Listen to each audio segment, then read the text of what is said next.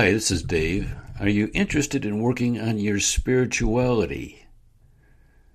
Wondering if there is something deeper and more meaningful for your life? Well, you're not alone. George Barna, the researcher, has unearthed a condition of modern American life. Let me quote you here from George Barna. Quote, recent studies at our Barna Research Group shows that more and more people are plagued by a nagging emptiness that is anchored deep within themselves. It is a crisis of meaning that affects millions of Americans. End quote. Millions of people feel an emptiness and recognize it as a lack of spiritual growth on their part. And so they search for something spiritual to fill that void. Unfortunately, many are searching in the wrong place, and their energies are being diffused by a warped understanding of spirituality. I was recently contacted by the publishers of a website devoted to exploring spiritual issues for business people. Would I like to contribute some content, they wanted to know.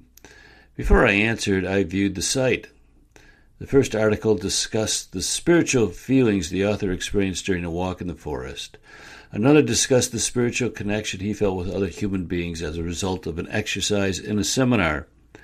All the other articles repeated the same themes. Spirituality, according to these writers, was an experience of solitude, it was an emotion, it was a sense of one's similarity to other human beings, or even a sense of being part of nature. After some thought, I declined the invitation. Now, I'm not quite sure what the site was about, but I know it wasn't about spirituality.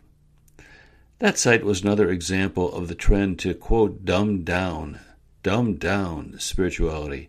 Sort of like the political correctness trend. The more general and vague a concept is, the more people you can include in it and the less meaning and power it has.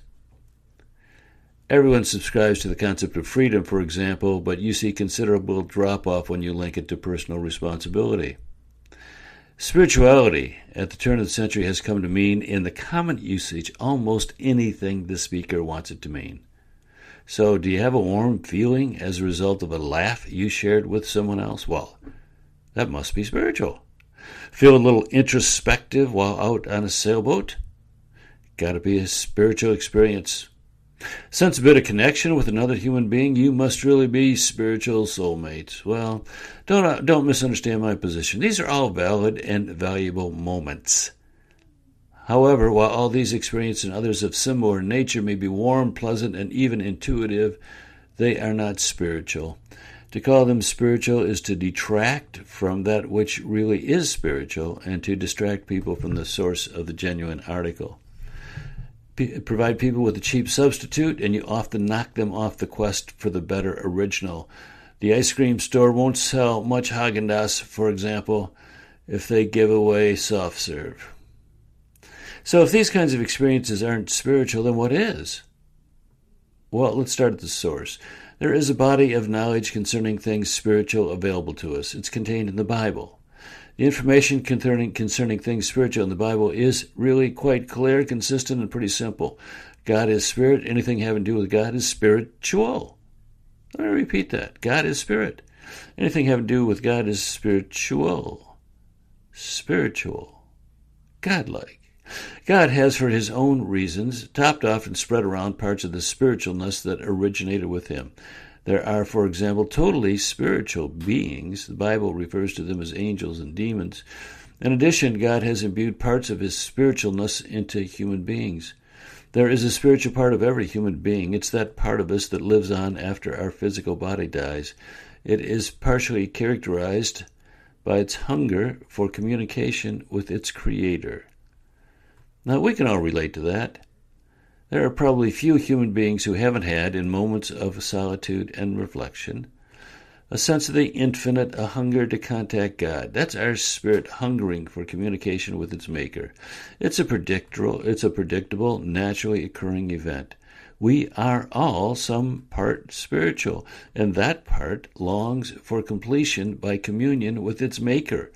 In the same way that a male instinctively searches for a female that will complement and complete him, and vice versa. One of the most natural things in the world is a search for God. That's spiritual. So spiritual has to do with our search for communion with God. We grow spiritually when we move toward that relationships with our Maker or more intimate with Him. Anything else, all the other prescriptions for spiritual growth, miss the mark and detract our spirits from their instinctive destination. Let's use this understanding applied to some commonly considered spiritual moments. For example, when we experience a feeling of connectedness to other human beings, that's not spiritual. Dogs, chimpanzees, and porpoises recognize similarities to other of their species as well. That's just one member of a species recognizing another. However, when we experience a hunger for or communication with God, that is spiritual. So let's say you feel a bond with another person. You're somehow mystically drawn to that person. Is that spiritual? No. In a world with billions of people, it's only natural that some are going to rub you the wrong way and some you're going to feel an affinity with. That's just natural. It's not spiritual. Or, let's say on a solitary hike into the mountains, you stop for a rest at a scenic place and are awed by the grandeur of what you see. Is that spiritual? Well, honestly, it could be. The physical beauty and the feeling it inspires are natural, not spiritual. But if that beauty and those emotions cause you to reflect on the nature of God and your plan and His scheme, or perhaps to offer a short prayer, then that part of the experience is spiritual. See the difference? Now, here's another. You go to the local church and half-heartedly go along with the worship rituals. You sort of mouth the words to the songs in a voice no one can hear. You listen to part of the prayer and kind of follow along the messages from the pulpit. Surely that must be spiritual. Well, it depends. If you're doing these things out of habit and because your interest is in being seen by other people, then of course it's not spiritual. It has nothing to do with communion with God. If, however, you are striving through these actions to commune with God, to learn about Him and His interest in you, then yes, these are spiritual. See, what's the point in all this? If you want to grow spiritually, you must search for communication with God. If you want to work on the spiritual side of you, it must be somehow connected with God. You must find Him, and your spirit must intermingle with His. Any event which in some way moves you closer to God is spiritual. If it leads you in other directions, it is not. So if you want to develop the spiritual side of you, don't think that yoga, Zen, herbal concoctions, crystals, pyramids, and past life regression, support groups, and the like will help. They may be fun, interesting, and good for you in other ways, but they're not spiritual. If you want to work on the spiritual side of yourself, seek to commune with God. One of the themes expressed throughout the Bible is this: if you seek God, He will reveal Himself to you.